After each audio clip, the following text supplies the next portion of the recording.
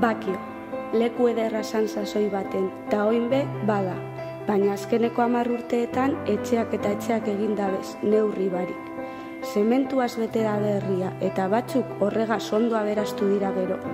Gol zelaia begin gura dabe antza, non eta Gaztelugatxe ondoan. Eta txaletak zenbat eta zenbat dagoz ba.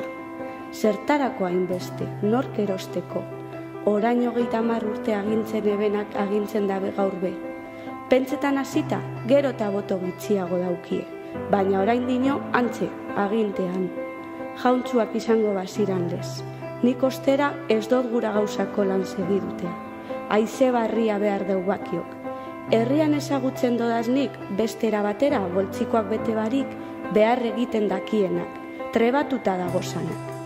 Herriaren nortasunari eutxi eta berton bizigarenon behar izanei begira behar egingo da denak, ta gogotsu ganera.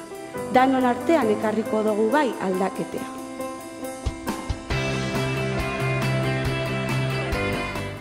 Herrize bestera batera gestionetan gatoz, transparentziagaz, gentien parte hartziegaz, danok batera lortuko dugu. Herriko situazio ekonomikuri bueltia emoten gatoz, eta herritarraren mesederako eskerretik esango da gure lana. Etxebizitza duinaren alde lan egiteko konpromisoa hartzen dugu.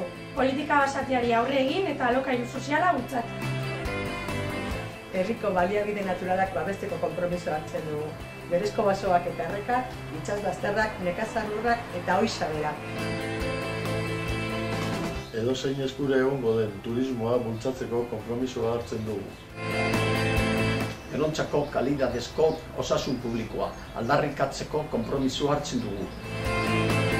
Herrie euskaldun du eta aterriatze Bakion konsegi du. Honek direz gure konpromisorik handienak.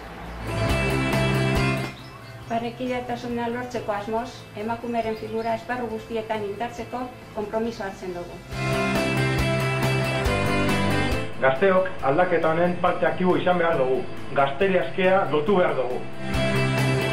Etorkinak herri proiektuaren parte aktibo izan daitezen. Bitartekoa lantzeko konpromiso hartzen dugu.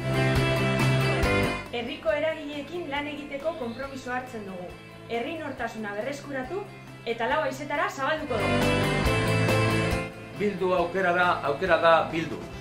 Bildu gara bildu.